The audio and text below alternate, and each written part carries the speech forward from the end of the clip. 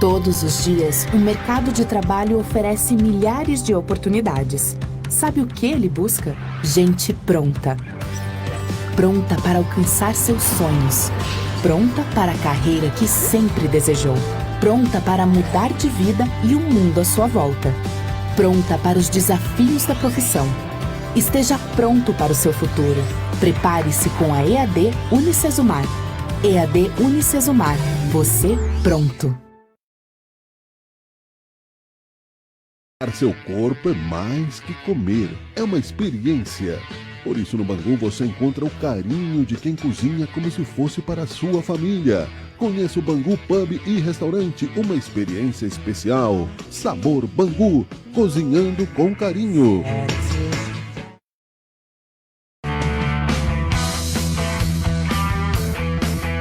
Você está assistindo Teoria de Tudo. O rádio põe no ar uma conversa incerta. Eu leio pelos muros uma coisa concreta. Do outro lado da rua. Olá, olá, olá, muito bom dia a todos, a todas. Estamos no ar para mais uma edição do Teoria de Tudo. Hoje é quarta-feira, dia 24 de janeiro de 2024, 10 horas 10 minutos, hora oficial do Brasil. E agora nós estamos já em 2024, na quarta temporada do programa, em horário um pouquinho mais adiantado ao longo da manhã, começando a partir das 10 horas, mas em Omnichannel, ou seja, você pode curtir, você pode compartilhar, você pode ouvir os nossos conteúdos, além daqui, na rede social de Sabe Caxias, no Facebook, no Instagram, no YouTube, no LinkedIn e também nas redes sociais da TV Caxias, canal 14 da NET e no canal 14 da NET. Ou seja, nossos conteúdos de entretenimento são imperecíveis para que você possa, também em busca da razão perdida, melhorar a sua qualidade de reflexão sobre a sociedade brasileira a qual estamos inseridos, necessitando trabalhar cada dia mais para manter o que já foi construído, consolidado, não é? Revisar as coisas e, enfim, avançar no sentido de melhores condições para todos nós. Estamos todos no mesmo barco, cada dia mais vemos isso, né? E o que nos liga são aí as questões ecológicas. Você pode ver muito bem que uma tempestade não escolhe classe social, não escolhe cor, não escolhe nada. E, portanto, estamos no mesmo planeta, no mesmo barco e na sociedade brasileira muito mais próximos, mesmo que com necessidades naturais políticas de divergências. Em alguns momentos é necessário debate político e numa boa democracia. O Teoria de Tudo segue em 2024 em busca da razão perdida com o apoio de Unicesumar.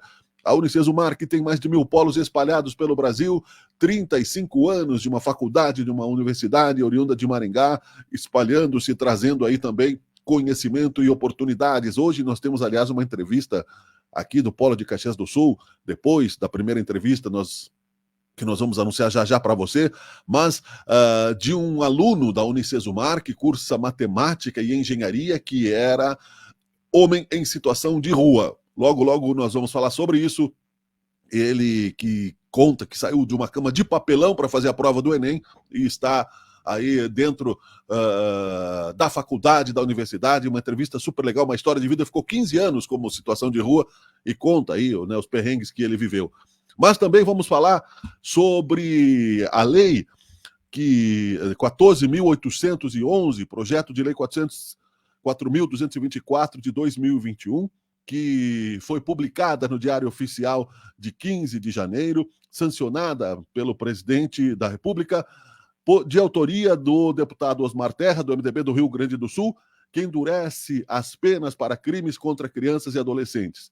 Ele vai esmiuçar, está na linha conosco mais uma vez, o que significa, qual a importância desta lei. Lembrando também que nós temos o apoio de Mecânica Tecnicar, Top Down Informática, TV Caxias, canal 14 da NET, Agrícola Juriti, CPR, Rodas e Pneus e outros tantos amigos que estão conosco aqui no Teoria de Tudo. Como o deputado já está na linha conosco, eu vou deixar os destaques para o meio do programa, não é? Para que nós possamos conversar sobre a sanção desta lei. Eu abro aqui o microfone do deputado Osmar Terra, trago ele ao programa. Deputado, seja bem-vindo mais uma vez aqui ao Teoria de Tudo. Bom dia, boa tarde, boa noite. Bom dia, Miguel. Bom dia a todos os ouvintes, a todos que vêm, toda a audiência aí do programa Teoria de Tudo. É um prazer aí poder participar contigo do programa e debater um assunto que para mim, é um assunto vital hoje. Cada vez eu me convenço mais que a questão da violência ela é uma questão crucial para a qualidade de vida da nossa gente, né? E é um problema que está se agravando com o tempo. E eu procuro, eu sou médico, né, mas eu estou na Comissão de Saúde da Câmara dos Deputados e na Comissão de Segurança. Que depois que eu fui secretário, que eu vi a epidemia do crack, a onda de violência tomar conta das ruas, né, no Rio Grande do Sul, e não é diferente no Brasil, eu me convenci de que é uma questão de saúde pública se prevenir a violência, né? E então eu estou convencido de que nós temos que agir em relação a isso, né? E agir com rigor. E vi crescer nos últimos tempos muito a questão da violência contra a criança, né? A gente cada vez tem mais notícias de invasão de escolas, morte de crianças dentro de escola, de bebês, né? Que é uma coisa horrenda, né? Violência doméstica com morte de crianças, né? Desaparecimento. 50 mil crianças desaparecem todo ano no Brasil, né? Sendo das quais 80% é encontrada, né? Sabe Deus como, né? Mas 20% desaparece para sempre, né? Então é uma tragédia multiplicada, né? O desaparecimento de um filho, né? De alguém da família é uma coisa terrível, né? Não tem sofrimento maior do que esse, né? Então eu me dediquei a ver as diversas formas, todas as formas de violência e procurei trabalhar para reduzi-las, né? Inclusive na internet. A internet tem várias ações na internet que são violentas, né, do ponto de vista psicológico, e que não são tipificadas, né, como crime, né? E eu procurei tipificá-las. Então, pega toda a questão da exploração sexual das crianças, pega a questão do cyberbullying, né, fazer o bullying pela internet. Essa menina agora que se matou, a Jéssica, né, foi vítima de bullying prolongado aí, de um pool de sites de fofoca aí, comandados pelo Choquei, aquele. A menina, a mãe fez um apelo dramático, que a menina estava deprimida e ia se matar, e não, eles continuaram com o bullying, e a menina acabou se matando, né? Então, realmente, nós temos que prevenir essa violência e mostrar que cometer esse tipo de arbitrariedade violenta não compensa, né? As pessoas vão ser presas, a gente transforma quase tudo em crime hediondo, né? E com penas em regime fechado por longo tempo, sem saidinha, sem nenhum benefício, né? Sem ter direito à anistia, à fiança, enfim, assim, medidas o mais rigorosas que pode ser feito hoje na legislação, né? E também se cria um sistema nacional de prevenção da violência nas escolas, né, para reduzir, inclusive uma parceria das escolas com os municípios, que se cria a obrigatoriedade de ter protocolos, planejamento e protocolos para reduzir, prevenir violência nas escolas. Também se coloca a questão dos funcionários não podem ter ficha criminal, os funcionários de escolas e de creches, né? Cria a exigência da folha corrida, né? E também, no desaparecimento de crianças, a família é obrigada a comunicar em 24 horas, porque quanto mais tempo passa, mais difícil é encontrar a criança, né? Então a família é obrigada a comunicar nas primeiras 24 horas, senão vai ter pena, inclusive de prisão, né? E multa. Então, assim, são vários níveis, né, de ação, mas visando a proteger as crianças, proteger os adolescentes, dar pouquinho mais de tranquilidade para as famílias, né, que vivem sempre preocupadas, né, com a segurança dos seus filhos, e reduzir a violência de uma maneira geral, que eu acho que com penas mais rigorosas a gente consegue reduzir. Sim, abrandando pena não reduz violência em lugar nenhum do mundo, né? Sim, eu acho que tem aí uma presença muito oportuna e vem muito a calhar para quem sabe como é hoje em dia, acompanhar a educação de jovens e adolescentes, isso considerando já, deputado, o que se traz aí um certo nível de presença, porque não existem pais e mães perfeitos, a gente sabe disso, mas cada dia mais, por exemplo, focando no cyberbullying e no bullying também, a intimidade nessa idade aí, entre 10 e 17, 18 anos, ela tem limites. Os pais não podem ultrapassar os limites da privacidade do adolescente, mas também não tem como, principalmente na questão do cyberbullying, né? E isso é um problema realmente de alta relevância, que eu gostaria que o senhor esmiuçasse um pouco mais como será feita a fiscalização, enfim, né, para que se chegue. Porque se esconder atrás de perfis falsos, não é, de IDs não identificados, às vezes, né, com contas fora do país, vai ser complicado realmente o processo, mas a partir da lei se tem um parâmetro, né?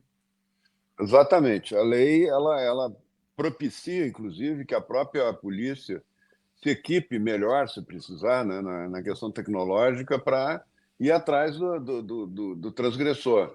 Isso tem que acontecer. Porque a existência da possibilidade desse cyberbullying, da exposição, inclusive, né, de sexual de crianças, né, isso tem que encontrar quem está fazendo isso e levar para a cadeia. Né? Isso tem que pena rigorosa, né? Não é pena leve. Né? Então, nós temos que ter um desenvolvimento tecnológico, se precisar, eu sei que muitas polícias já têm isso, né, para ir atrás do transgressor, localizar, ter contato, inclusive, com a Interpol, com a Polícia Internacional, né, e chegar lá. Eu acho que a lei cria a necessidade de ter competência, capacidade para fazer a investigação. Dentro dessa ideia, deputado, o que ainda nos choca é também o tráfico de órgãos, não é? O Jô Soares, que era um pioneiro do humor, mas também já tinha, né? Quer vender esse nariz, quer vender esse... Eu vi um filme de uma quadrilha, e era baseado em fatos reais, onde se mata para levar um pulmão, um fígado, né? Enfim. Não, isso é a coisa mais horrenda que pode existir na face da Terra, né? Ainda mais se for sequestrar um ser inocente ou um ser inseguro emocionalmente, como um adolescente é. Isso não tem que... Olha, isso, para mim, isso tem que ficar... Não pode nunca mais voltar para a rua uma pessoa que comete um crime desse, né?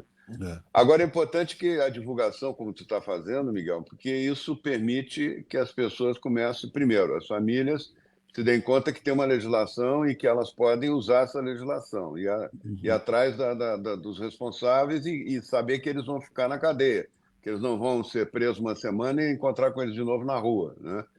E que é o pior dos mundos, né? Esse negócio da saidinha é uma coisa tenebrosa. Eu tenho casos Tem dois casos, né? Esse caso do policial lá de Minas, que foi morto, né, por um sujeito na saidinha de Natal, com um tiro na cabeça, e outra a Igreja Ortodoxa Russa aqui no Brasil. Ela acompanha as comunidades russas. Na minha região, lá Santa Rosa, tem uma comunidade russa grande, tem Igreja Ortodoxa, Campina das Missões, e tem Porto Alegre. A esposa, porque o padre ortodoxo pode casar, né? A esposa do padre Anatoly, a Tatiana, uma senhora de 60 anos, saiu de casa de manhã cedo para ir para um compromisso e foi abordada por um sujeito que tinha saído na saidinha de Natal, no ano passado. E ele atacou, ela não quis... Caiu aqui o contato, né? Já voltamos aqui com o deputado. Estamos apresentando teoria de tudo. Voltamos já, deputado, não é? Então, nós paramos no ponto onde o cidadão abordou na saidinha a senhora de 60 anos, né? Assaltando ela. E esfaqueou, né? Ela não quis entregar a bolsa e matou, né? Então, nós temos que tomar todas as medidas para que, quando se comete um crime violento, a lei tem que ser a mais rigorosa possível. Eu acho que, inclusive, tem que mexer. Nós estamos chegando no limite do Código Penal, mas tem que ir além do Código. O Código Penal tem que ser mudado também. Eu sou a favor de prisão perpétua, eu sou a favor de medidas muito mais rigorosas do que tem hoje na legislação. O que nós estamos fazendo nessa lei é colocar ela dentro do que tem de mais rigoroso, que é o crime hediondo, né? Quando é considerado crime hediondo. Então, aumenta o tempo de regime fechado, não tem saidinha, não tem anistia, enfim, não tem nenhum privilégio, né, dentro da punição. Então, eu acho que no futuro nós vamos ter que avançar, porque acho que o crime, a violência está aumentando, né? O Brasil, por exemplo, hoje metade das cidades grandes do Brasil, o governo não controla a metade do território, né? O território está controlado pelo crime organizado. Isso aí já aconteceu em El Salvador, lá eles conseguiram resolver, mas tomaram medidas drásticas, né, para resolver. Agora no Equador está acontecendo isso, né? Então eu tive em El Salvador, eu visitei o sistema deles lá, o que eles estão fazendo, que é muito interessante, inclusive, da gente conhecer. Mas era o pior país do mundo, com o maior número de homicídios, com a maior violência do mundo. E hoje é um dos países que tem menos violência, tem a mesma criminalidade da Suíça, né? Então, acho que é essas coisas que nós temos que começar a nos debruçar. Mas vamos começar pelas crianças, né, que são as vítimas mais frágeis, né? E a partir daí a gente passar a discutir o resto. Foi aprovado por unanimidade, então há um consenso. Todo mundo tem, se não tem filho, adolescente, não tem criança na casa, tem do vizinho, tem dos parentes. Todo mundo se preocupa com isso, né? Por isso que foi fácil conseguir a unanimidade, né? Independente de partido político, e acho que nós temos que avançar nisso para a segurança de toda a sociedade também. É importante eu citar que já havia uma certa legislação, mas que era branda, e tornar isso hediondo é importante. Porque eu vejo assim, eu vejo uma tendência a amenizar as coisas. Não, mas vamos liberar o porte de droga porque as prisões estão cheias, tem que esvaziar as prisões. As prisões estão cheias porque são poucas, né? O Brasil, proporcionalmente à população, precisava ter mais vagas no presídio. Proporcional à população. Não adianta dizer que nós temos a terceira ou quarta população carcerária do mundo. Mas a China tem a segunda população carcerária do mundo. 1 bilhão e 600 mil presos na China, mas em proporção à população de 1 bilhão e 400 milhões, é das menores populações, taxas de encarceramento do mundo, a China tem. Mas as leis são muito rigorosas na China. O Japão também. O Japão é um país que tem as leis mais rigorosas contra a droga, contra crime violento. E o Japão é um dos países que tem menos homicídios no mundo, né? Então, o Japão tem 10 vezes menos homicídios que o Brasil, só para se ter uma ideia, né? Então, nós temos que fazer valer o rigor da lei, né? E não abrandar. Agora, vamos soltar porque o presídio está cheio. Isso aí é absurdo. Acho que os nossos presídios têm que ser melhores. Nosso sistema carcerário é horroroso. Os presídios estão em franca decadência, tem que organizar. Tem que ter... Porque isso é temporário, Miguel.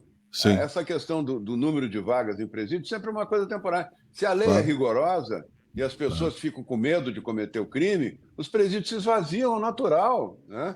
Eles se esvaziam ao natural. Então, a Suécia, por exemplo, quando baixou a lei dos 10 pontos, que permitiu a punição rigorosa da questão das drogas, que era livre antes, isso foi em 1969, ela foi por unanimidade. O Congresso estava insuportável a situação de segurança, a situação de absenteísmo no trabalho, a questão de saúde pública, as mortes por droga. Então, eles baixaram uma lei dura, encheu os presídios e 10 anos depois, 15 anos depois, esvaziou os presídios, porque as pessoas ficaram com medo de cometer crime ou de usar droga e ficaram, inclusive, lá, pena de prisão para usuário. Na nossa lei não tem pena de prisão para usuário, é pena alternativa, né? A pena é para o tráfico.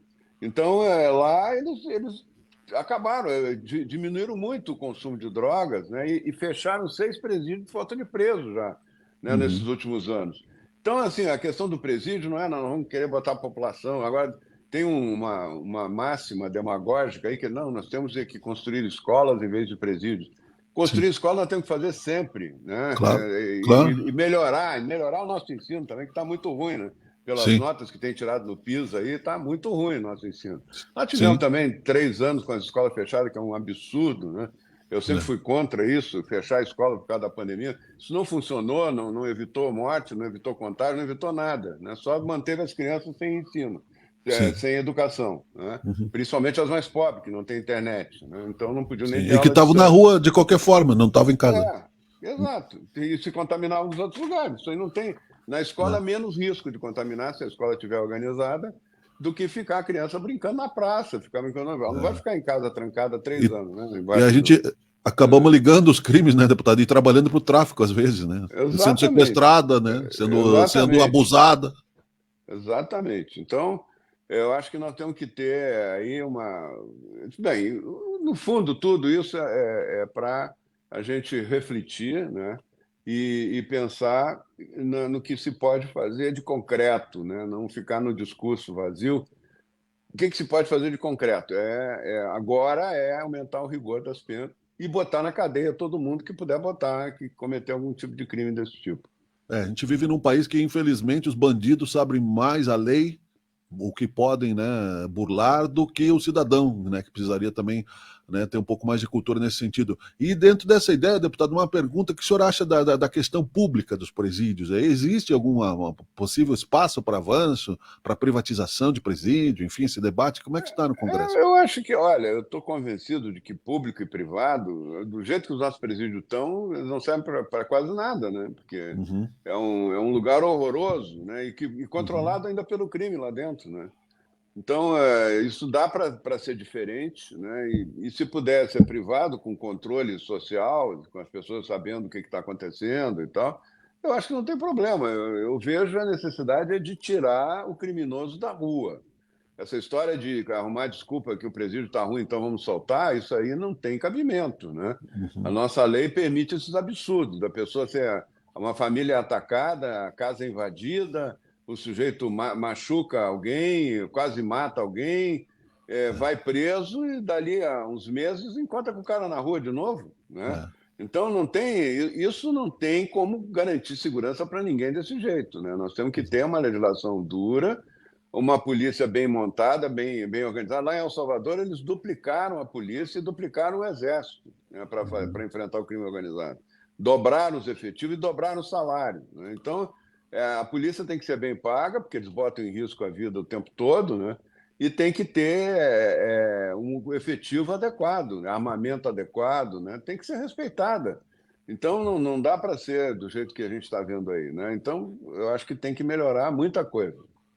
Perfeito. E até porque, dentro dessa ideia, eu gostaria de ocupar o seu tempo com mais duas questões que nós temos Não, falado aqui pode. em Pode programas, falar. em programas anteriores, mas antes de nós adiantarmos um pouquinho essa questão da saidinha, por exemplo, muitas vezes a glamorização, não é, do crime.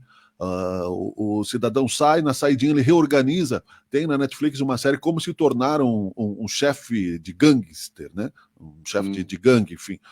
Então eles glamorizam ali o Al Capone e outros tantos, não é?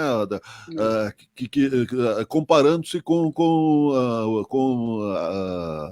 práticas, ferramentas empresariais. E que, de certa forma, são pessoas inteligentes que comandam o crime organizado. São pessoas que altamente capazes, muitas vezes, e que numa saidinha, mesmo que não seja um principal chefe, eles são capazes de organizar aquilo que já estava sendo combatido, que acaba a autoridade enxugando o gelo, né, muitas vezes, e aí é um círculo vicioso que nós precisamos de alguma forma sair, porque é um lamaçal, né, deputado?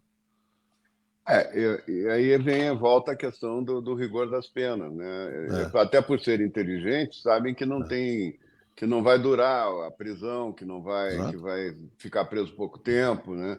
Isso É, aí é uma das maneiras de reduzir até que as pessoas inteligentes não vão para o crime e uhum, vão ter outra vida mais produtiva, né, para a sociedade, é, é saber que o bicho vai pegar, que a pena vai exato. ser dura, vai ser longa, né, e que não vai ter saidinha, né? Então, eu acho que essas coisas são muito importantes. Eu sou a favor de não ter saidinha, tudo que tem hoje para o crime hediondo, ter para todos os crimes violentos. Claro. Crime violento que machuca, que mata as Uhum, pessoas, que intimida as pessoas, tudo devia ter, não devia ter nenhum desses privilégios aí, né? Então, é, e corrupção também, que é brabo, né? A gente falar exato. dos crimes e vendo os corruptos todos sendo soltos, né? Isso é É doloroso, né? Doloroso complicado. ver isso aí. É, É. É verdade. E, bom, olha, falando, na questão de empatia, se fosse um criminoso com um mínimo de inteligência, num crime de violência, dificilmente, acho que não sei quantos voltam, não sei se existe essa estatística da saidinha. Surpreendente é que se libere, né, esse tipo de pessoa de onda para a sociedade. Mas que bom que o senhor está aí também trazendo, né, esse agravamento da lei, principalmente para crianças, realmente é muito sério. A criança precisa de proteção e não de desrespeito. Deputado, o senhor pode, se eu não perguntei todas as questões com relação à lei, nós podemos voltar ao assunto, mas falando de uma maneira geral, sobre outras pautas que nós abordamos aqui no programa, descriminalização das drogas, como é que está esse processo? O senhor chegou até, inclusive, se passasse no STF, levar aí a propor um plebiscito, não é? Mas, enfim, como é que a questão? Atualize-nos, por favor. Eu acho que esse assunto não é do STF. Né? O STF é para ver a Constituição, se uma lei está ferindo a Constituição, um artigo da lei, e decidindo que está infringindo a Constituição, manda de volta para a Câmara e para o Senado resolverem. Quem tem mandato da população para fazer lei não é o Supremo Tribunal Federal. O Supremo Tribunal Federal são juízes não eleitos pela população, eles são indicados politicamente, né?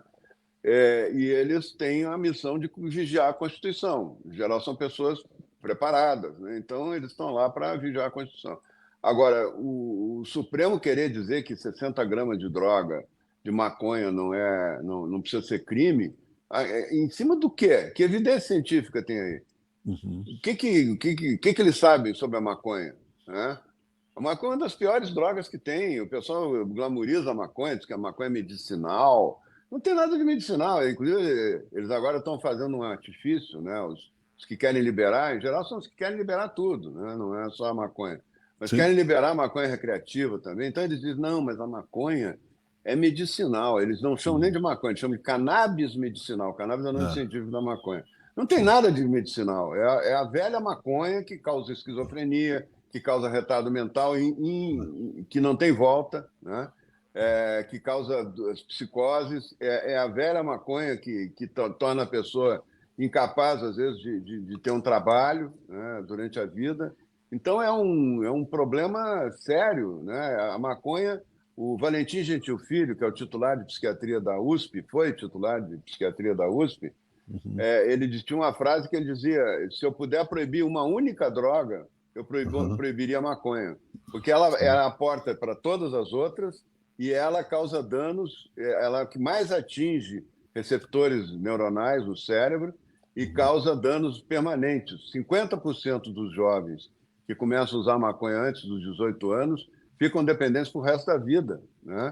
E vão tendo os outros problemas juntos. Eu vi isso, pessoas muito próximas minhas ficarem esquizofrênicas, né? É uma tragédia, fora o uso das outras drogas, né? E as drogas, de uma maneira geral, hoje nos Estados Unidos é a maior causa de morte em jovens, 60 mil mortes por ano nos Estados Unidos, né? As drogas estão causando, fora a violência, né? Fora a violência do tráfico, a violência que gera a pessoa não ter dinheiro para comprar e que precisa comprar de qualquer jeito, que está em fissura, né? Não aguenta, né? A droga causa um dano cerebral, ela muda toda a arquitetura do cérebro, isso não é uma coisa simples, né? Então não é um problema para o Supremo resolver, é um problema para nós, que o povo nos delegou o poder de fazer. Então não é... E se o Supremo insistir com isso, nós vamos para o plebiscito. Vamos ouvir o povo, o povo, nós somos representantes do povo. O Supremo não está acima do povo, nem está acima do Congresso. Nós somos poderes que são equivalentes, né? E o Supremo tem essa missão de cuidar da Constituição, não é de fazer leis, né? Então, assim, o Senado já tomou algumas posições também para reduzir essa pressão aí do Supremo. Nós vamos conversar, tem diálogo, né? Vamos estabelecer diálogos com o Supremo, com o Senado, com o governo, com o Executivo. Agora, não podemos ficar assistindo sem reagir. Um outro poder decidiu o que nós temos que fazer na Câmara dos Deputados, né? Nós votamos a lei de drogas. Se tem uma lei... Porque podia dizer o seguinte, Miguel, essa lei não foi discutida, então o Supremo vai decidir porque o Congresso não está resolvendo. A lei de drogas, eu acompanho, desde que eu fui secretário, eu me dediquei a esse assunto, a esse tema. Então, eu fui secretário 8 anos, Saía em 2010 da Secretaria de Saúde do Estado, e desde lá eu me dedico a esse tema das drogas. Eu sou autor da atual lei sobre drogas. A atual Sim. lei é minha, da minha autoria.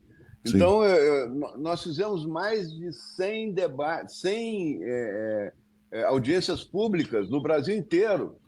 Nós ouvimos todos os especialistas, ouvimos via internet, ouvimos o pessoal do National Institute of Drug Abuse, do NIDA, dos Estados Unidos, que é o maior centro de pesquisa sobre drogas do mundo, ouvimos especialistas da Europa, ouvimos especialistas ouvimos a legislação da Suécia, o Japão. Nós fizemos tudo. Nenhum assunto foi mais discutido que de drogas. Agora vem o Supremo dizer que não valeu nada isso, que essa lei não vale, que nós fizemos não vale. Não pode, isso não pode. Nós somos o povo brasileiro representado. Nenhum outro setor tem... Porque uma coisa é tu eleger o presidente da República, tu elege o presidente da República, mas, como foi agora essa eleição, quase a metade dos votos dados, pelo menos pelo que foi registrado lá na urna eletrônica, quase a metade não foi para o Lula. Então, ele não é um candidato que representa a sociedade inteira. Ele, até pelas ações, ele deveria contribuir para unir a população, mas ele não está fazendo isso. Né? Sim. Agora, na questão ele não representa toda a população, ele representa a maioria. Né? Sim, uma maioria pequena, no caso dele, mas ele representa a maioria. O Senado também. O Senado elege por voto majoritário. Né? Então, uma parte dos que votaram não são contabilizados. Na Câmara, não. Na Câmara, todo mundo que vota tem o voto contabilizado de alguma forma. Se o deputado que ela votou não se elegeu, o voto dela vai para a legenda, para eleger outro, né? Ou para reforçar aquela legenda. Então, a Câmara representa toda a sociedade brasileira, tem os votos de toda a sociedade brasileira, então todos os partidos que têm realmente alguma representação estão lá. Né? Então, é ali que o povo se manifesta. E o deputado tem que ser respeitado nas decisões que toma. Senão, agora o Lula está querendo voltar atrás, não quer a desoneração das folhas, que a gente conseguiu fazer aí, foi decisivo para as empresas sobreviverem aí na pandemia. Né? Sim. Agora ele quer voltar atrás nisso aí. Isso vai quebrar milhares de empresas, inclusive grandes empresas podem quebrar com isso. Né? Claro. A situação da economia não está boa, está piorando. Né? Então, nós votamos, o Lula vetou, nós derrubamos o veto, agora ele quer fazer de novo. Isso aí tem que ter... Vamos respeitar, né, tio? Vamos nos respeitar. Né? Então, nós temos que respeitar o Executivo, temos que respeitar o Supremo, mas eles também têm que nos respeitar. E nós somos a expressão mais livre e mais realmente representativa de toda a sociedade brasileira. Nós é que temos que fazer as leis, né?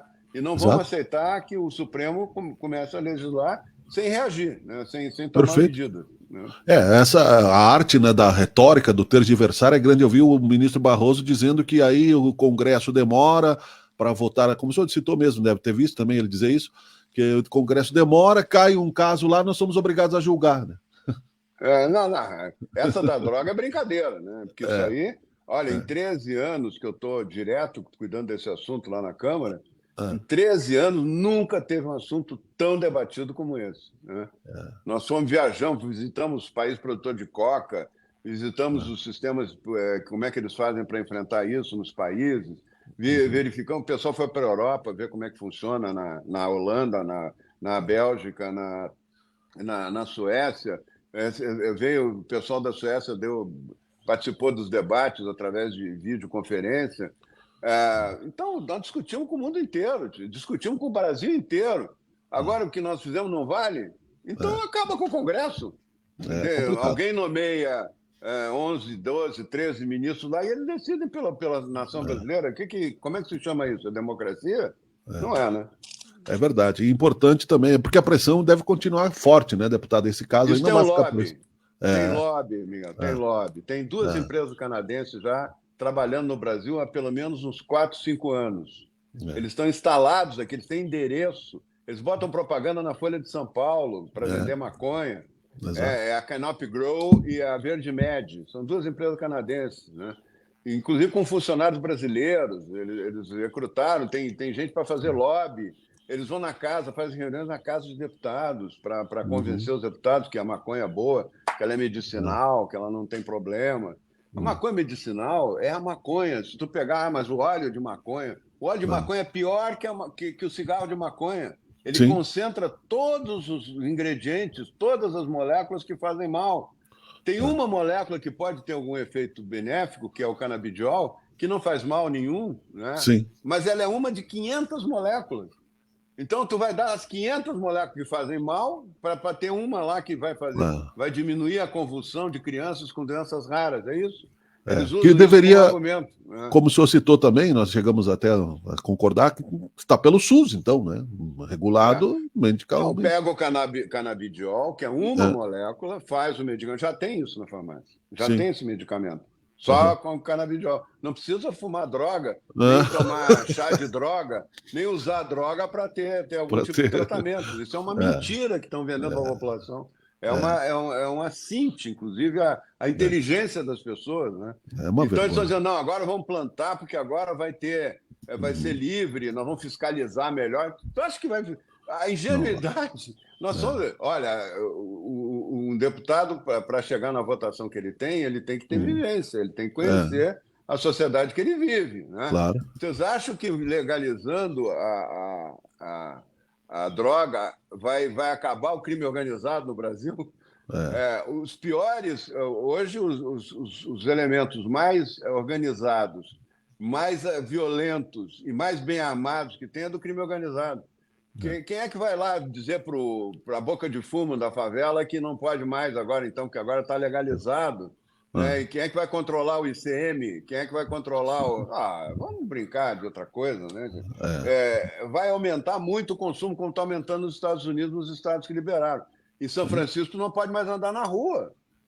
Quadruplicou a população de rua, drogada, completamente drogada, né? Sem conseguir trabalhar, sem conseguir fazer mais nada. É o que acontece nos países. Por isso que a droga foi proibida. Quando ela começou a ser industrializada, há décadas atrás, começou a ser proibida no mundo todo. Não é por maldade, porque a população entra numa situação, ela não controla mais as suas ações, entendeu? Sob o efeito das drogas. E não consegue parar. Ela muda a arquitetura do cérebro, né? Então é um negócio muito grave, nós temos que prevenir isso. Não pode deixar liberar em quantidades pequenas, coitadinho dos traficantes, pequenos traficantes. Que pequeno traficante? O pequeno traficante é o menino que vai levar a droga para o teu filho na escola. Exato. É isso que nós vamos querer? Né? Tu acha que vai diminuir ou vai aumentar se liberar a quantidade de maconha? Vai diminuir ou vai aumentar a circulação de droga na escola? Nas reuniões? Vamos falar brincadeira. sério. Né? Vamos falar sério. Exatamente. O ministro Barroso tem uma questão. Sim. Eu respeito o saber jurídico dele, claro. O conhecimento da Constituição, eu respeito. Agora, ele tem um viés político e ideológico, ele é a favor da liberação das drogas. Ele já disse isso várias vezes. Então, ele não está ali julgando uma coisa com isenção, ele está defendendo o seu ponto de vista, seu viés político. Né? Exatamente. E essa aí é uma outra questão que nós vamos aprofundar também, né? Não é num próximo programa da vitaliciedade, não é? De juízes que ficam lá para sempre, né? Eu não acho que isso seja saudável para a sociedade. Também acho que o crime organizado não vai deixar de se tornar mais forte com a liberação, porque vai pressionar os comerciantes, ou tu, né? Já tem, né? Claro. Né? Mas é claro que ou tu vê, quem vai plantar maconha, vai plantar droga, se chegassem a legalizar, tu acha que o crime organizado não ia controlar essas pessoas? Que é isso? Ameaçar. É tão óbvio, né? É muito óbvio, né, deputado? Vamos falar sério. Nós temos que proibir. O que está acontecendo em El Salvador merece acompanhamento, né? Porque estão reduzindo tudo lá, crime, consumo de droga. Realmente o país, em 2 anos, teve uma transformação enorme, gigantesca. Né? Sim. Uma pergunta simples. Desculpa a minha ignorância. O tráfico é considerado hediondo ou não? Tráfico é considerado hediondo. Tráfico de droga, né? Só que ele tem muitas escalas, né? Sim, mas aí começa, né? Não, mas o pequeno traficante, ele vende para o consumo dele. Olha, vende para o consumo.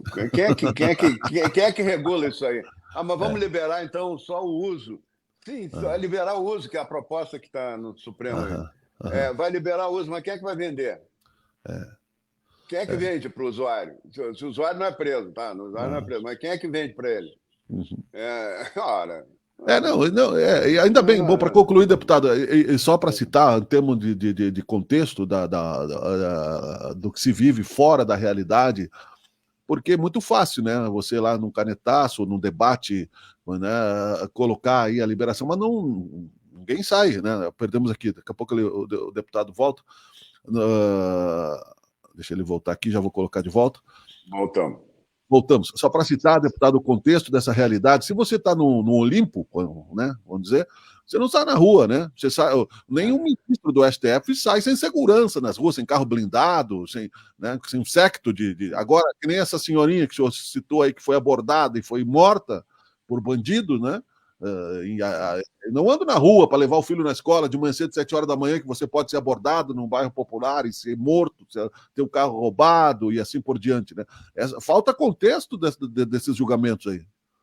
Não, e os territórios controlados, o que é isso? El Salvador tinha 85% do território de El Salvador, o governo não entrava mais. O México está ficando assim, porque tinha que a barreira era do crime organizado, né? Tinha que passar na barreira, tinha que pagar pedágio. El Salvador, cada habitante de El Salvador tinha que pagar pedágio para entrar em casa e sair de casa todo dia, tu acredita? Acredito. Então, realmente, isso aí foge do controle. Se não tiver uma política rigorosa, os países que estão melhores são aqueles que têm leis duras e uma boa execução penal, né? E uma boa execução e uma polícia equipada para fazer cumprir a lei, né? É isso que Perfeito. tem que ter, infelizmente, né? Mas tem que construir mais escolas, tem que construir escolas sempre. Claro. O problema é que a questão da violência está se dando com... Nós temos uma quantidade grande de escolas, praticamente não temos ninguém fora de sala de aula, né? Muito pouca gente fora de sala de aula, mas não é por falta de vaga. Às vezes, se está fora da sala de aula é porque está na rua, população de rua, está usando droga, então não é por falta de vaga. Então tem vaga. O que nós precisamos é ter uma qualidade melhor do ensino, né? Nós não podemos pagar esse mico que nós pagamos no exame da PIDS aí, para comparar com os outros países, toda vez que tem, entendeu? É um mico bárbaro, né? Então tem que melhorar a qualidade e sim, pode construir escola, mas fechar os presídios, quer dizer, soltar os bandidos por causa disso, tenha paciência. Né? E também, assim, uma coisa não exclui a outra, né? Não é porque você vai... Não excluiu. Isso é discurso bonito de retórica. Mas, claro. Vamos construir escolas em vez de presídios. Isso um dia vai ser verdade, vai ter realmente poucos presídios e tal, mas se a população for temente à lei, né? Exato. Se ela não temer a lei, ela não vai ter que ter presídio enquanto ela não temer a lei, né? Então vai ter que ter muita vaga em presídio ainda. O Brasil está entre os 20 países, ele é o 20º, 17º, não sei, em população carcerária. Ele é o 5º em população no mundo, 5º ou 6º, e é o 20º em população carcerária. Sim. Então, tem espaço aí para... Eu vou te dar um exemplo. Pessoal, a esquerda gosta muito de falar em fechar e não ampliar presídio, né? Sabe qual é um dos países que tem muito mais preso proporcionalmente à população que o Brasil? Cuba. Pois é. Cuba tem o dobro da população carcerária do Brasil proporcional à população. O dobro. O Uruguai tem mais presos que o Brasil. O Uruguai tem 400, o Brasil tem 380 por 100 mil habitantes. Né? Sim. Então, vamos combinar. Tem muito discurso falso aí, né? Discurso que não está querendo resolver um problema, às vezes até pessoal, né? Não é nenhum problema político. Deputado, muito obrigado pela sua presença, foi um bom papo como sempre. Nós vamos em outras oportunidades convidá-lo também a trazer aí, parabéns a trazer seu conhecimento, parabéns aí pela sanção da lei, pela sua coragem em trazer esses assuntos à tona. É preciso que sigamos trabalhando nesse sentido. A sociedade brasileira está longe, né, de uma sociedade ideal, mas estamos seguindo, né, nosso dever de sermos construtores de uma sociedade melhor no papel que executamos como cidadãos. E como autoridade pública, política, ainda mais tenho certeza que não é um fardo leve, não, deputado. Muito obrigado. Eu que agradeço, Miguel. Estou sempre à tua disposição aí. Um grande abraço, muito obrigado pelo espaço e um grande abraço a todos que estão nos vendo, a toda a audiência. Ok, obrigado. Um abraço, bom dia. Bom dia. Deputado Osmar Terra conosco, não é? Falando aí sobre assuntos importantes da nossa sociedade. Vamos a um rápido intervalo. Em seguida, nós vamos trazer aqui a entrevista, né? A história de vida do cidadão que saiu de uma cama de papelão na rua, vivia em condição de situação de rua, e hoje ele é um aluno da Unicesumar. Fica aí, você vai comer. É uma experiência. Por isso, no Bangu, você encontra o carinho de quem cozinha como se fosse para a sua família. Conheça o Bangu Pub e Restaurante, uma experiência especial. Sabor Bangu, cozinhando com carinho. Alimentar seu corpo é mais que comer, é uma experiência. Por isso, no Bangu, você encontra o carinho de quem... Você está assistindo Teoria de Tudo. O rádio põe no ar uma conversa incerta.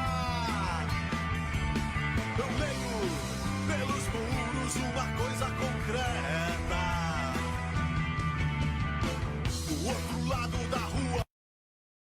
Muito bem, olá, olá, olá. Bom dia, boa tarde, boa noite a todos e a todas, amigos queridos, e que são os nossos telespectadores, os nossos internautas, o pessoal que nos acompanha aqui pelos nossos produtos de Sabe Caxias, nas nossas plataformas, no Instagram, no YouTube, no LinkedIn, na TV Caxias, canal 14 da NET e também no Teoria de Tudo. Eu sou Miguel Brambila, você já me conhece e hoje nós estamos aqui na Unicesumar, no Polo em Caxias do Sul, fazendo um bate-papo externo aqui para contar uma história de vida e uma história de superação, para que você saiba também como é possível, não é, as pessoas encontrarem os seus caminhos, que as dificuldades de cada um podem ser inspiradoras, elas muitas vezes trazem até mesmo a inspiração de sabedoria, de vontade, de resiliência, que faz parte do dia a dia de cada um de nós. Todos nós estamos sujeitos às dificuldades, não é, aos tropeços no caminho, mas o importante é continuar caminhando sempre. A Unicesumar, antes de nós falarmos aqui com o Ricardo Andrade, que está aqui ao meu lado, que vai contar uma história conosco, não é? É uma universidade que tem aí mais de 35 anos no Brasil, são mais de 1.000 polos espalhados também por todo o país. É uma faculdade, é uma universidade e está radicada aqui em Caxias do Sul. Você já conhece, você acompanha aí no Teoria de Tudo e na nossa programação todas as possibilidades. O Ricardo Andrade é aluno da Unicesumar, mas até ele chegar a ser um aluno e se transformar aí num universitário e em busca, né, do seu curso superior, do seu diploma, ele enfrentou muitas dificuldades. E isso que nós vamos contar um pouco aqui para você. O nosso jargão, Ricardo, é bom dia, boa tarde, boa noite. Tudo bem? Como é que vai? Tudo bem. Bom dia, boa tarde, boa noite. Repetir. Bom dia, boa tarde, boa noite. A gente tem esse costume que o pessoal já conhece, né? Ricardo, enfim, a tua história, não é uma história que merece um destaque.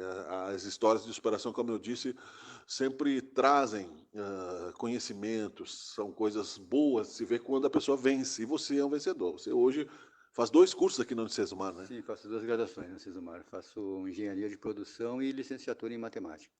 Nós vamos contar como tu chegaste até aqui. Vamos voltar um pouquinho dessa história, porque tem dificuldades no caminho, né? Conta um pouquinho como é que foi. Aí nós temos algumas questões que nós vamos também explanar, como com a tua licença aqui já previamente, né, acordada. Enfim, conta um pouquinho da história de vida, de onde é que tu vem, como é que tu passou a dificuldade. Chegaste a ser morador de rua, inclusive. Sim, a gente usa o termo pessoa em situação de rua, né? Porque entendemos que rua não é moradia. Perfeito. E passei sim por essa situação, tive, como disseste, tropeços na vida, né? Mas consegui superar, consegui trabalhar os fatores que me levaram para a rua. E nesse percurso aí eu tinha sempre uma meta, um objetivo de vida, né? Desde a adolescência, que era estudar.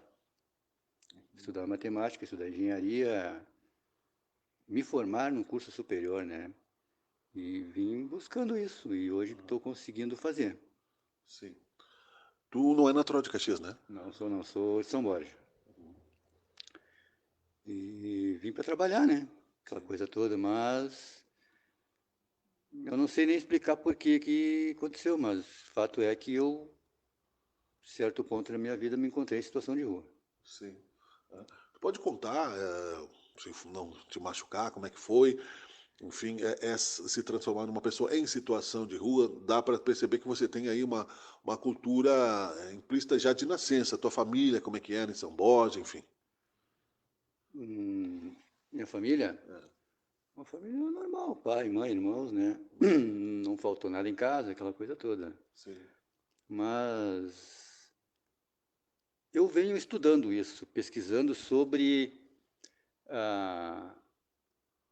o que leva as pessoas a se perderem no caminho, como tu disseste no começo, né? Você tem um objetivo bem claro já em sua mente, tem uma perspectiva de vida, um plano. Eu tinha 16 anos, eu tinha uma minha vida já programada. Comecei a trabalhar com 15 anos, né? Quando eu cheguei na rua, eu tinha 25 anos. Então não foi abandono, não foi nada. Foi alguma coisa lá que aconteceu em minha mente que eu não soube tratar.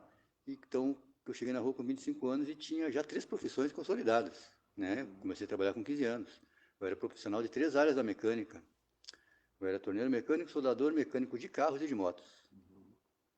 Mas daí eu tinha um problema comportamental que eu não soube lidar. E foi isso que me levou para a rua, porque eu vim estudando isso. O que é que eu não acerto, né? Que está dando tão errado. Porque eu pensava e agia de forma diferente daquilo que eu vivia ali na situação de rua. Então eu comecei a pesquisar, comecei a prestar atenção na rua, nas pessoas da rua, nas histórias da rua. E entendi, e eu estudar psicologia, não estudar no sentido de estudar, graduar e tal, mas estudar ali de forma pessoal para tentar me entender e entender o conjunto da obra, né? E eu entendi que é um problema comportamental que a gente desenvolve lá na infância por A ou B situações e circunstâncias e que não sabe lidar ao longo do tempo. E vai agravando e vai se tornando cada vez mais intenso e prejudicial para a pessoa. E o necessário é buscar ajuda. E o que eu não soube fazer foi buscar ajuda, né? Sim. Custei para aprender. Sim. E, na verdade, é do ser humano, né, entender-se livre até que se percebe, né, às vezes em algumas prisões que não fazem sentido aparentemente, mas que tem fatores que levaram até mesmo, como tu disseste, aquela pessoa que tem um caráter de trabalhador, tem inteligência, essa dificuldade comportamental, tu pode comentar, ela é pública, te levou a usar algum tipo de fuga da realidade, né? Porque até, inclusive, nós estamos vivendo no Brasil, eu fiz uma matéria, coloquei uma matéria no Teoria de Tudo, semana retrasada ou passada, sobre a questão da reforma psiquiátrica, que muita gente coloca somente as questões do alcoolismo e da drogadição nesses fatores, mas sem considerar outros fatores, né? Então, dentro dessa, depois nós vamos comentar como é que foi o teu período, né, como situação de rua e como tu saiu dele até chegar aqui na Unicesumar, não é, Ricardo? Então, como é que foi mais ou menos, assim, tu conseguiu entender isso um pouco ou não? Como tu chegou na rua? Sim, hoje não estava, vou dizer, resolvida a minha questão pessoal, minha psicologia aqui, né, minha psique mesmo. Mas eu tenho me esclarecido ao longo do tempo. Tanto é que hoje eu posso escolher alguma coisa, né, na vida. Posso escolher estudar, posso escolher um trabalho, né. Eu estava trabalhando há pouco tempo ali e o trabalho não estava legal e eu tinha sanidade para entender, ou não quero esse trabalho porque está me prejudicando. Então, eu saí daquele trabalho, mas como eu disse, eu já tinha 3 profissões, né, cara? Hoje eu tenho um sonho diferente, eu tenho uma evolução, né? Aquilo que eu já aprendi, eu quero aprender mais, eu quero fazer outras coisas diferentes. Então, eu vim estudar para graduar, para isso e aquilo e tal. Então, eu saí do emprego e já consegui um outro, devido às minhas competências profissionais, né? Mas que eu vim trazendo ao longo do tempo. Eu vim estudando, eu vim fazendo esses 15 anos de rua que eu vivi, né? Foram 15 anos. 15 anos de rua. Então faz agora há pouco, eu saí com 25 lá, que eu conheci a rua, Estou com 43, são 15 anos de rua, esses 3 anos, que são 18 anos aí, né? 17 anos de alguma coisa. Tu que estuda matemática, eu sou de humanos. Tá. E então eu vim, esses 3 anos agora, eu vim conseguindo me estabilizar. E as experiências foram, e o convívio com as pessoas e tudo, né? Te faz ver muitas histórias, né? Sim. E o negócio da reforma psiquiátrica e tal. Lá no começo da minha trajetória lá, nessa caminho árduo da rua, né, de situação de rua, falava-se muito. Eu sempre busquei participar de programas sociais, vamos dizer, projetos sociais que visavam um espaço para as pessoas de ruas estarem, para sair da rua e tirar um pouco a rua da mente. E falava-se bastante. Eu participei lá no começo de um projeto de rádio, que até hoje existe, o Rádio Lê Mulher. Então eu fazia som, ajudava na produção e tal, fazia algumas falas, e vinha convidados, CAPs e tal, né? E falava-se muito em luta antimanicomial, esse negócio, que é psiquiatria, né, cara? Tipo, o sentido de tu pegar a pessoa e retirar da sociedade. E taxar ela como uma demência incurável. O que não é. E o negócio de psiquiatria, ele trata do troço clínico. Psiquiatria é clínica, né? É médico isso, é medicina. É uma parte. Como tu disseste, ele trata o sintoma. Mas é necessário, no meu ver, no meu entendimento, do que eu vim percebendo ao longo do tempo, nessa jornada, que também, tão importante quanto tratar o problema, o sintoma, é tratar a causa do sintoma. Isso aí está bem, já é um outro setor de trabalho, é uma outra ideia, uma outra teoria que se deve formular mesmo hoje para tratar isso aí.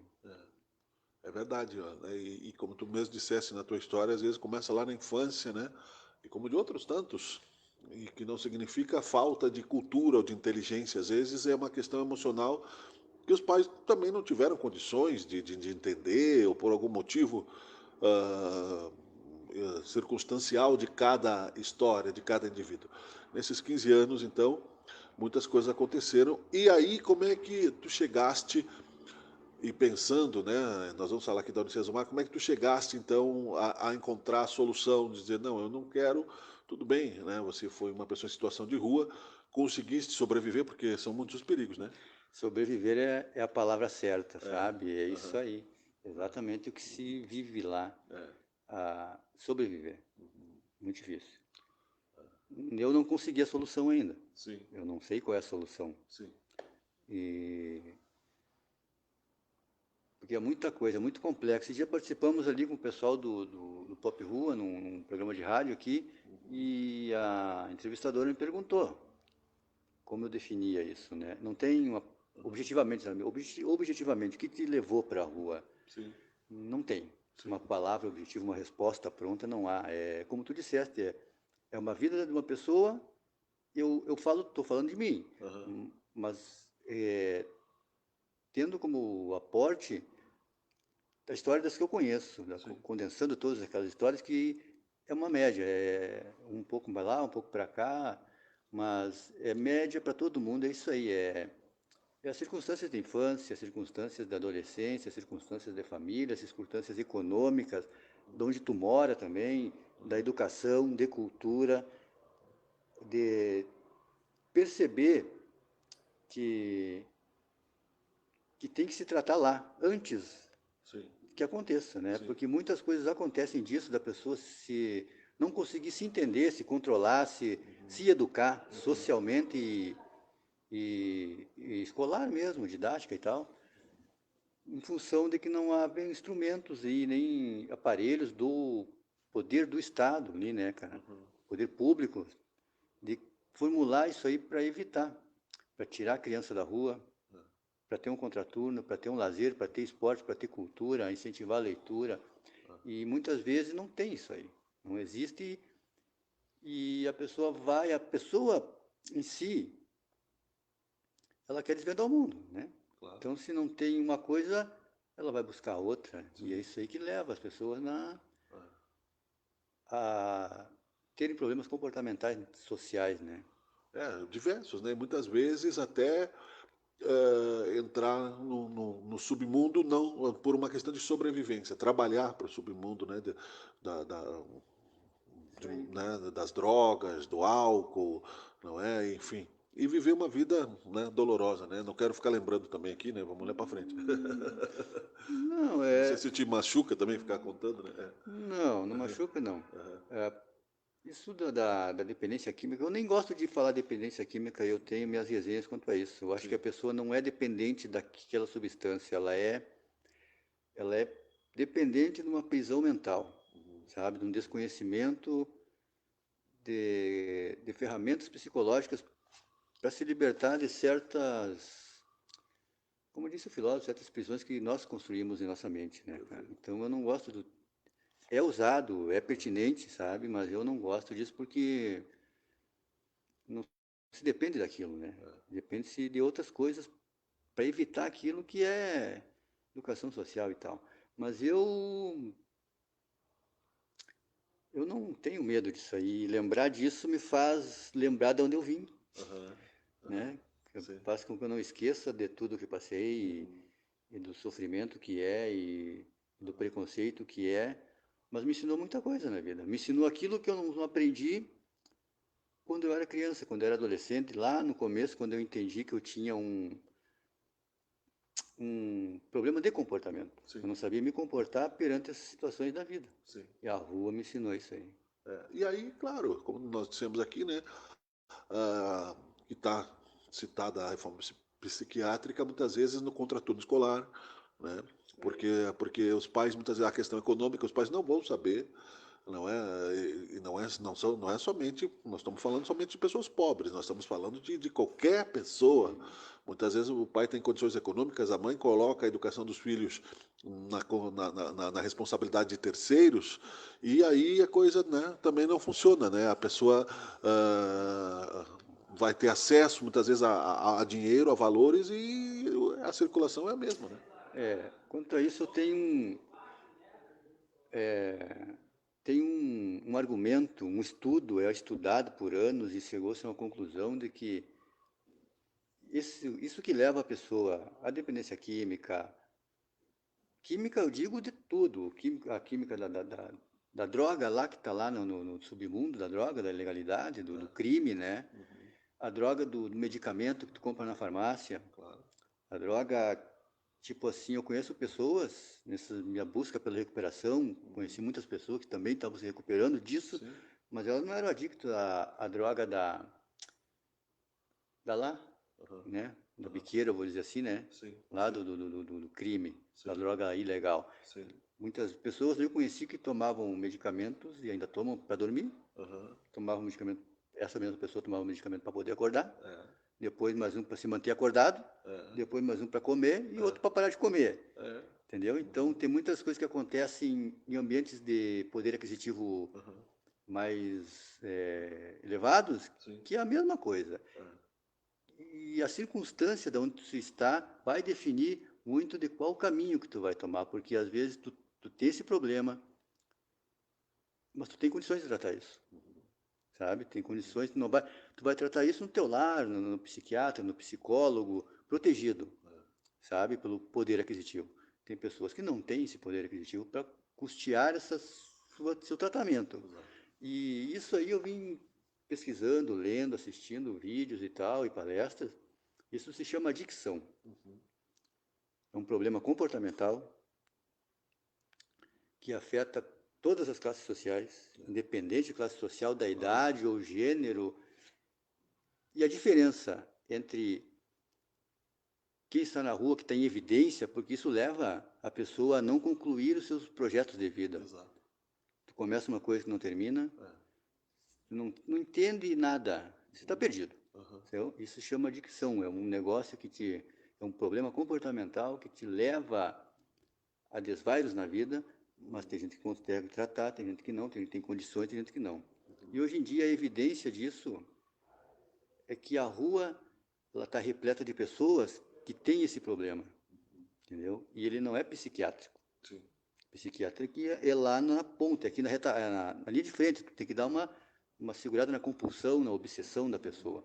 Mas que vai trabalhar para ela se recuperar, para não voltar para aquela região psíquica, que eu digo, né? Não só a rua, é o tratamento da adicção. É o tratamento psicológico, é o acompanhamento, é a família, sabe? Porque, como tu disseste ali, deixar para terceiros um negócio que às vezes tem que ser tratado em casa, vai só piorar, porque aí a pessoa vai buscar fora dali o que se espera encontrar, que é um pouco de recuperação, que eu chamo, né, cara? Ricardo Andrade está conversando conosco aqui, contando um pouco da sua história.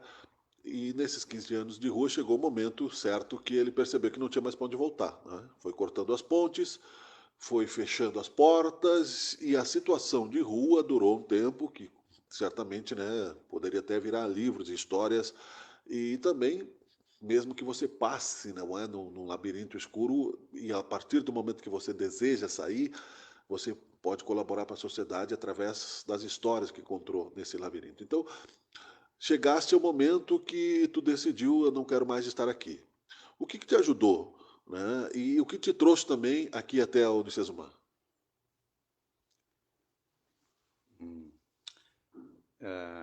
O caminho foi longo, sabe?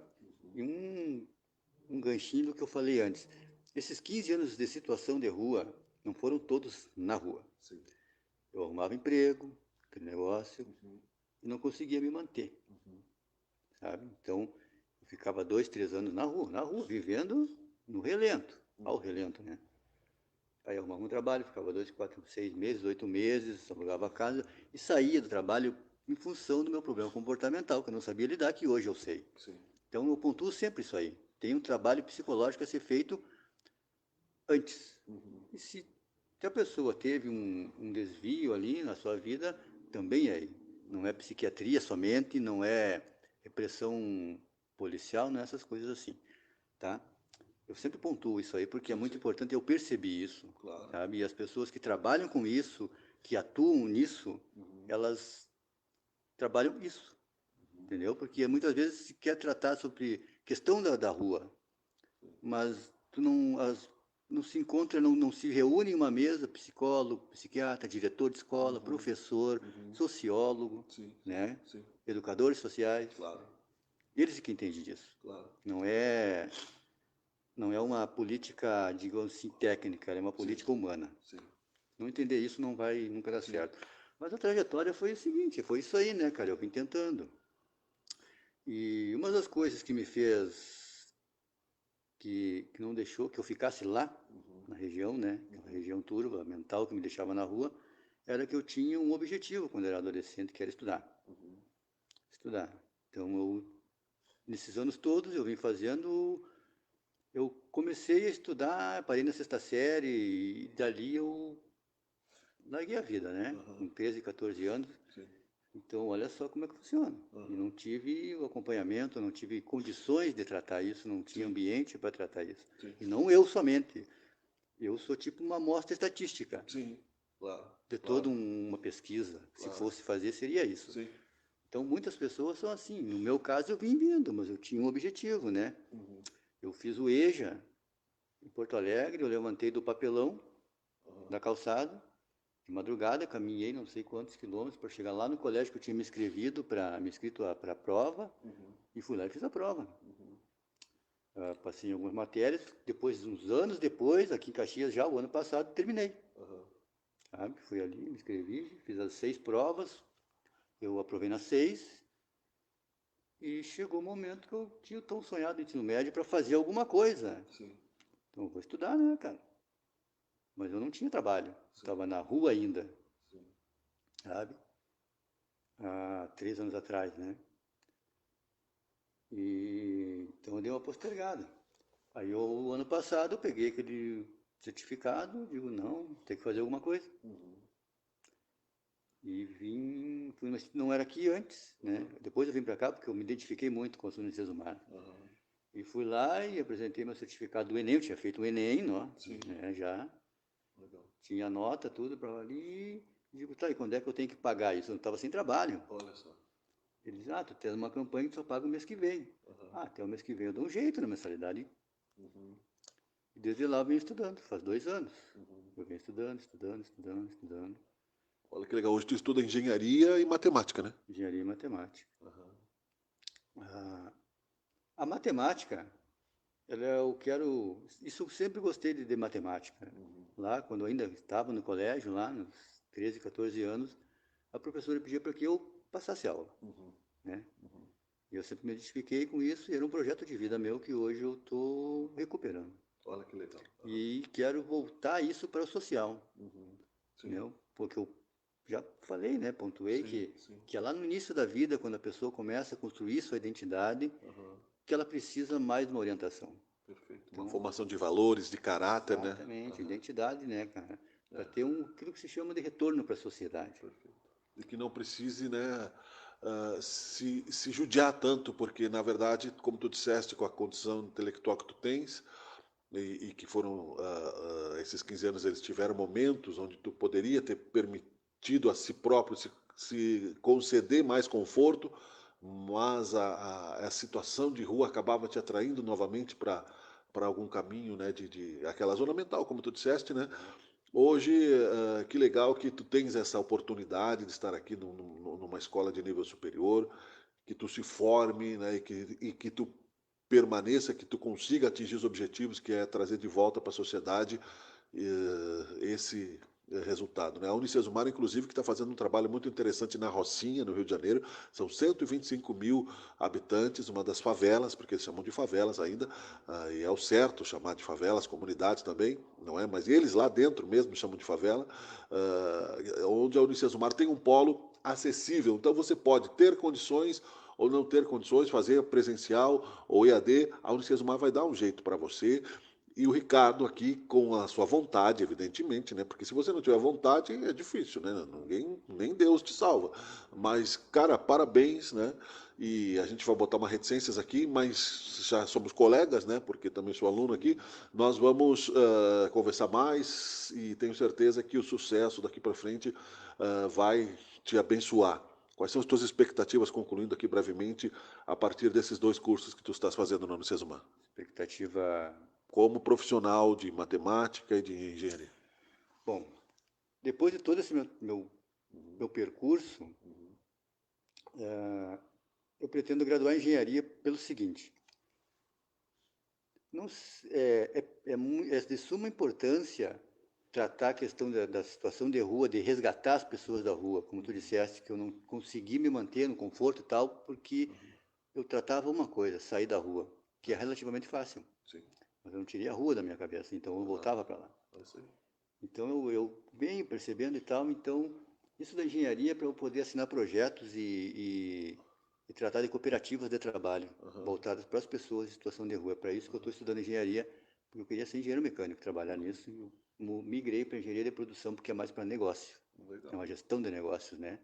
E é para isso que eu estou estudando. Essa é a minha perspectiva, esse é o meu objetivo hoje, entender de negócios e levar isso para a questão da política que visa a pessoa em situação de rua. Trabalho para essas pessoas, sabe? Trabalho, emprego, empregabilidade. E a matemática também, sabe? Eu pretendo atuar em projetos sociais, até eu faço parte do comitê intersetorial, né? Para discussão e acompanhamento de políticas públicas voltadas para as pessoas em situação de rua. Eu sempre trato isso no comitê. Trabalho e educação. Você vai fazer uma casa de passagem, alguma coisa, tem que estar junto trabalho e educação. Perfeito. Educação social, educação escolar mesmo, sabe?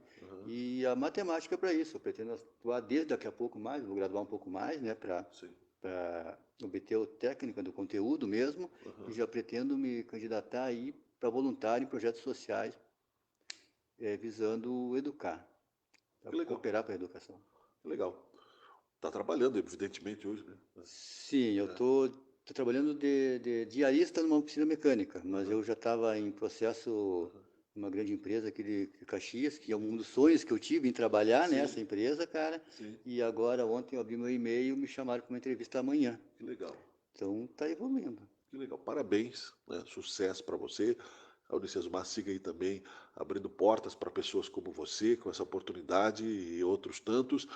mas também aonde tu estiveres, não é, com o conhecimento que tu levares, tenho certeza que essa história da Unicesumar e as outras tantas que tu viveste vão fazer com que a tua colaboração seja preciosa para a nossa sociedade e é o que nós precisamos.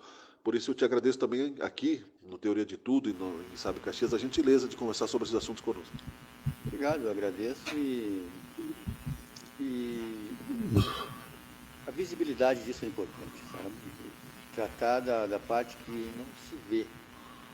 Se vê em evidência a pessoa naquela situação ali.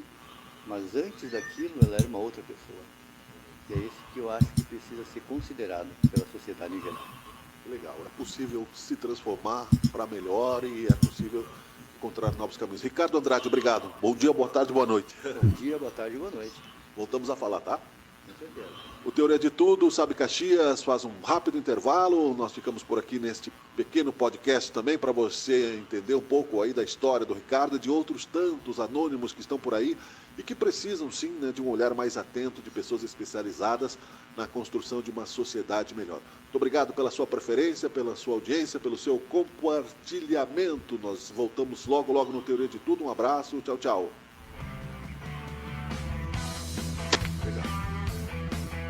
Você está assistindo Teoria de Tudo. O rádio põe no ar uma conversa incerta. Eu leio pelos muros uma coisa concreta. Do outro lado da rua. Muito bem, e com isso chegamos ao final desta edição do Teoria de Tudo, uma edição bastante profunda, com assuntos relevantes, agradecendo ao pessoal sempre, né, que gosta de curtir, compartilhar de forma anônima as nossas estatísticas, né, crescem, e também, claro, né, o pessoal que chega conosco aí, né, Dona Marisa Brambila elogiando o programa, né, a escritora Mara Eneida, né, 60 mais eu, também falando aí, não é, sobre a Unicesumar, parabenizando a Unicesumar, muito obrigado também a sempre queridas amigas, não é? No coração da gente, nós chegamos aqui no final desta edição do programa. Nós voltamos nesta quinta-feira com mais assuntos de seu interesse. O Teoria de Tudo deixa um abraço carinhoso a todos. Tchau, tchau, até o próximo.